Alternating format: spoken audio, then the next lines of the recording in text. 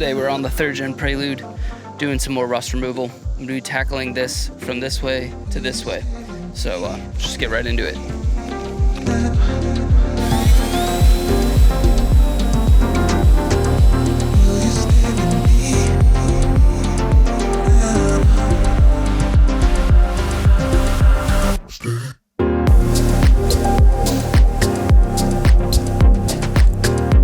First pass of the fender looks like this.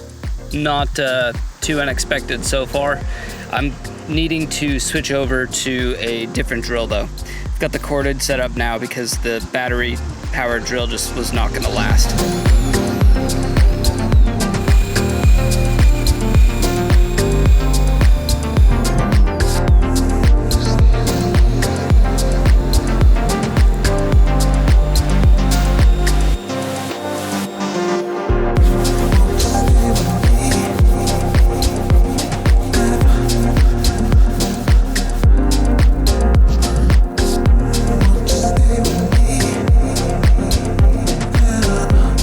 This is the progress so far. It's been kind of slow to roll, but I'm getting there. As you can see, this corner up top is mostly down to bare metal. As we go further over is where I'm at now, about halfway across the fender.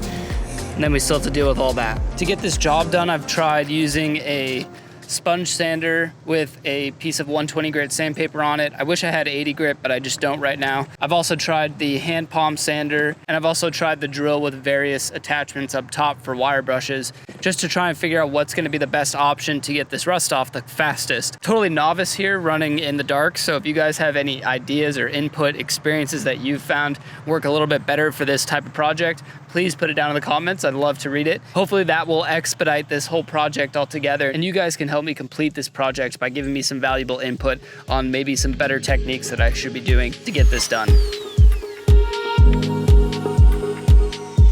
It's been an all-day project. This is what it looks like to, well, I'm calling it here. I'm gonna go ahead and throw some primer on it to basically seal in the work that I've already done. I don't wanna have any surface rust building, so I'm gonna go ahead and just hit primer. And the beauty of doing this project panel by panel is by the time I finish the last panel, I'll be able to go around the car, and if there's any rust spots that I've missed, in that time they should surface and I should be able to see some signs of it. And then I can go back and just hone in on that exact area, deplete any rust.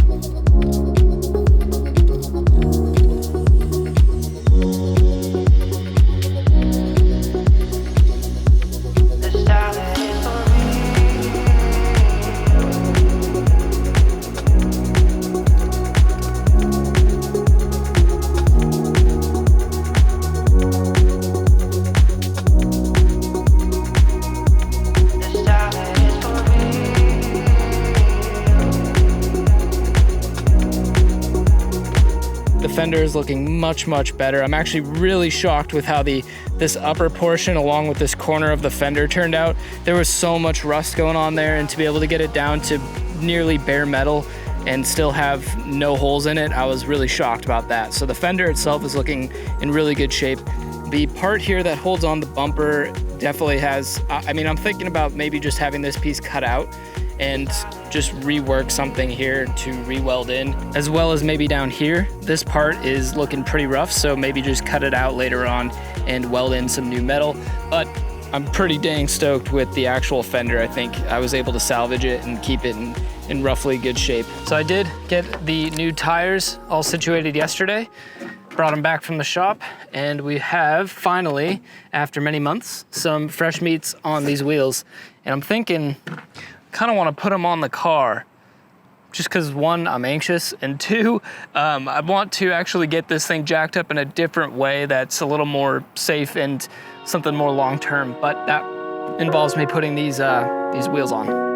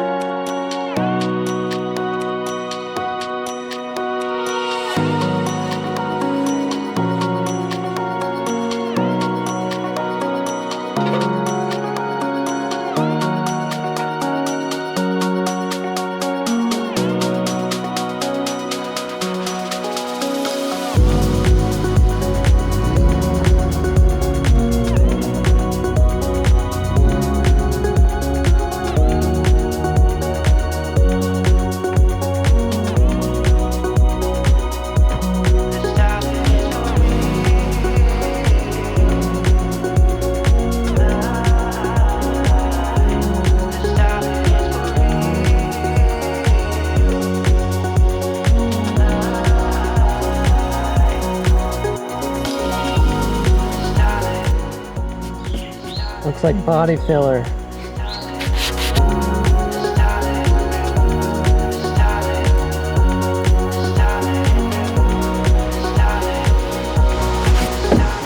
Oh shit. That didn't last up for anything. Okay, well, I guess now I'm spraying part of the hood. So this obviously indicates someone has been here before I owned the car and done some body filler up in here to probably get rid of a dent. But as you can see, the body filler is cracked. There's rust underneath it, so I need to get all this body filler off. And since I'm already dinging up the hood, which is eventually gonna get the same process anyways, but I wasn't quite ready to do it yet, I'm gonna just take the fender off. I think that's gonna be better to do it the way like I did on the passenger side.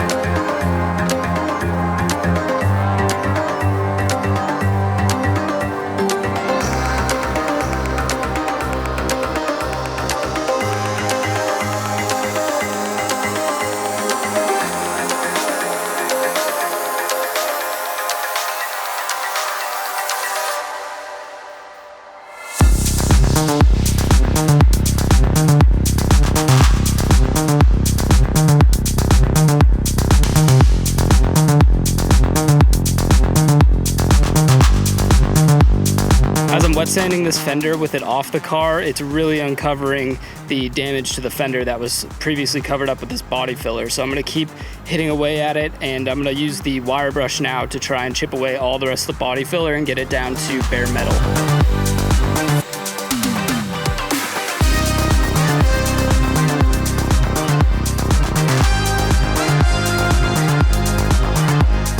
And now upon starting the other edge of the fender, I've discovered more body filler and a big old dent right here that eventually I'll have to go and rebondo and basically recreate this edge of the fender, which is pretty unfortunate. I hope there's not any more, because there may come a time where it's not even worth it to salvage this fender. Might just be easier to go to a junkyard or something and pick up a new fender.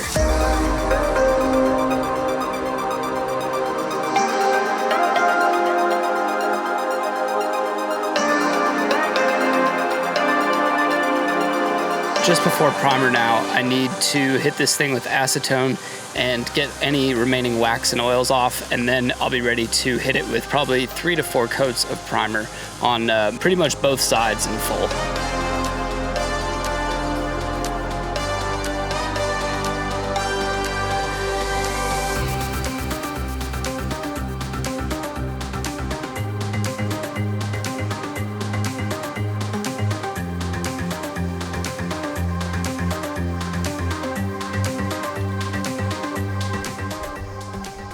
Fender's got about 4 coats of primer on both sides, and I would say it's pretty much ready to go back on the car.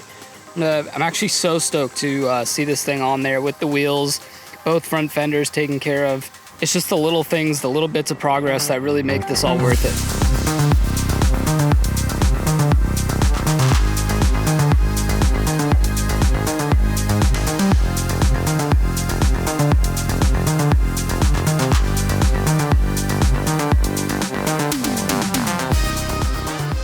Look at that, the Prelude is slowly but surely coming together.